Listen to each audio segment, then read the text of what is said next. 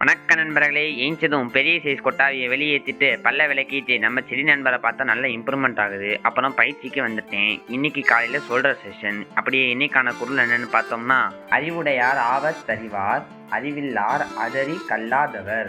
என்ன சொல்றாங்கன்னா, ஒரு செயலை செஞ்சா சரியா இருக்குமா இருக்காதான்னு நல்லா ஸ்கெட்ச் போட்டு செய்கிறவங்கள அறிவாளினும், சும்மா குட்டாம்போக்கில் அந்த செயலை பற்றி ஒன்றுமே தெரியாமல் செய்கிறவங்கள அறிவில்லாதவங்கன்னு இந்த குரல்ல சொல்கிறாங்க.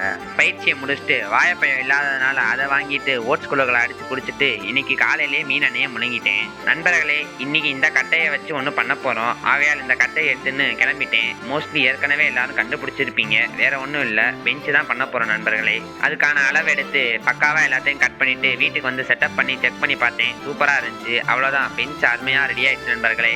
அப்புறம் மதியானம் சாப்பாடை சாப்பிட்டு டயர்டாக இருந்துச்சுட்டு கொஞ்ச நேரம் படுத்தேன். அப்படியே 6 மணி வரையும் தூங்கிட்டு 7 மணியை போல பயிற்சிக்கு வந்துட்டேன். அப்புறம் 8:30 மணியை போல பயிற்சியை முடிச்சுட்டு நைட்டுக்கு தோசையை ஊற்றி சாப்பிட்டு மட்டையாயிட்டேன் நண்பர்களே. டாடா.